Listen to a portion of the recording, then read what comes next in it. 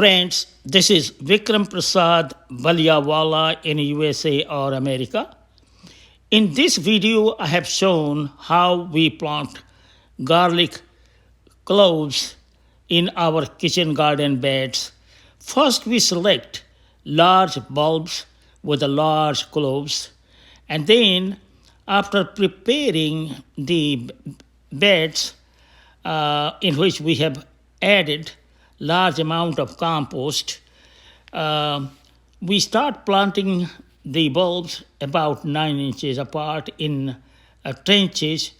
जो मेरे हिंदी स्पीकिंग भाई हैं, मैं ये दिखाना चाह रहा हूँ इस वीडियो में कि हम लोग अपने किचन गार्डन बेड्स में जब अक्टूबर एंड आता है तो उसमें गार्लिक लगाते हैं 9 इंच करीब फासले में और फिर उस पर मट्टी चढ़ा देते हैं। देखिए, मिशिगन में बहुत बर्फ़ गिरता है, 2 फीट 3 फीट 4 फीट तक बर्फ़ गिरता है, लेकिन ये बल्ब ऐसे हैं गार्लिक के कि इनको कुछ नहीं होता और 2-3 हफ्ते बाद में ये निकल जाएंगे। फिर ये अक्टूबर का लास्ट वीक है और बर्फ़ गिरना नवंबर के अंत में शुरू हो जाएगा, लेकिन बाय दैट टाइम ये सभी लहसुन निकल चुके होंगे। हम आपको दिखाएंगे बाद में 3 to 6 इंचेस हो जाते हैं। फिर उसके बाद में बर्फ़ गिरता है, खूब गिरता है, और उसमें जो है ये निकलने के बाद भी ये जो लहसुन हैं मरते नहीं हैं। फिर मई के महीने में जबकि स्नो पिघल जाता है यहाँ, तो ये एकदम खड़े हो जाते हैं और ग्रीन पत्ते निकलना शुरू होते हैं और लगता है कि ये जो पौधे हैं लहसुन के या प्याज के या लिली के हैं।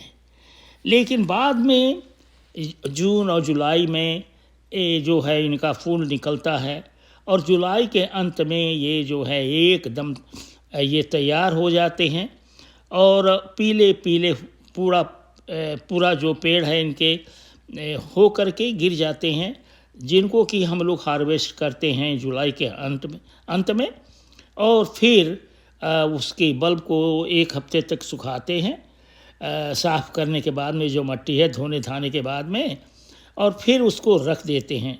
और उसी में से हम लोग जो है अक्टूबर के एंड में जो बड़े बड़े बल्ब हैं उसी में से छांट करके जो जिनके बड़े बड़े क्लोव्स होते हैं वो लगाते हैं।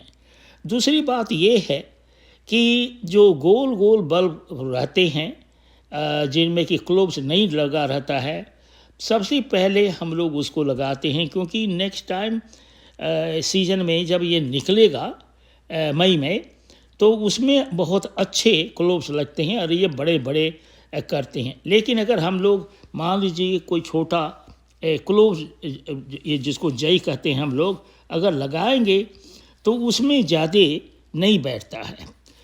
उस टाइम में जो है जुलाई में करीब थोड़ा पानी देना पड़ता है और अगर मिरेकल ग्रो डाल सके तो डालते हैं, लेकिन हम लोग हमारे में कंपोस्ट इतना डाला रहता है कि उसकी कोई ख़ास ज़रूरत नहीं है। लेकिन मैंने देखा है कि अगर मिरेकल ग्रो पानी में डाल करके अगर छिड़क दें तो और भी अच्छा होता है और कोई दूसरा डालने का ज़रूरत नहीं पड़ता है।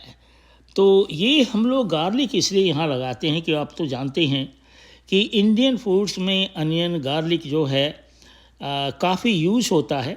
दूसरा, इस विंटर में कोई दूसरा पौधा लगाने का यहाँ नहीं है, हमारे पास उतना गार्डन नहीं है, बहुत छोटा बेड है जो कि फ्लावर बेड है एक्चुअली, और उसी में हम लोग लगाते हैं। और जब समर आता है तो उसी में जो गेंदा या और फूल भी लगा देते हैं और बाय दैट टाइम ये जो लहसुन है निकल जाते हैं।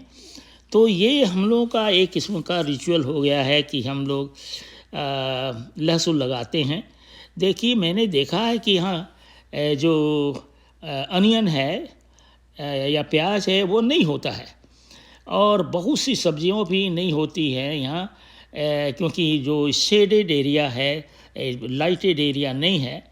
तो यहाँ जो अगर वो टमाटर लगाएं या मिर्चा लगाएं तो बहुत कम होता है।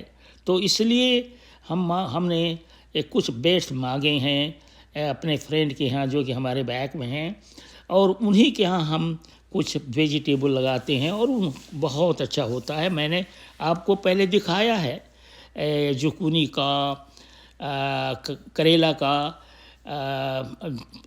जो है कैयान पेपर का, बेल पेपर वहाँ नहीं होता है, और जो है 2-3 जो सब्जियां हैं, स्क्वाश हुआ, येलो स्क्वाश हुआ, ग्रीन स्क्वाश हुआ, ये सब बहुत होता है पीछे में, क्योंकि वहाँ उनके घर के हमारे पीछे में बहुत लाइट आता है।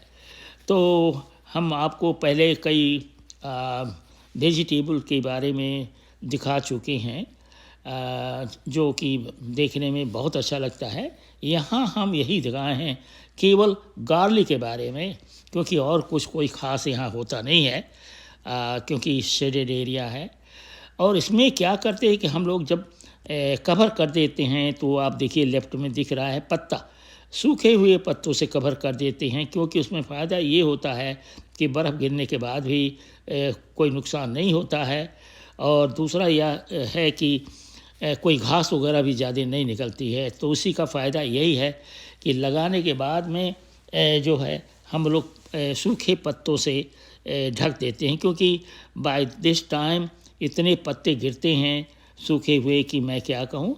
तो उसका हम लोग यूज़ करते हैं। बाकी जितने पत्ते हैं, बहुत पत्ते होते हैं जिनको हम आपको दिखा चुके हैं कि कंपोस्ट बनाते हैं, वही कंपोस्ट इसमें हम डालते हैं जब खेत तैयार करते हैं।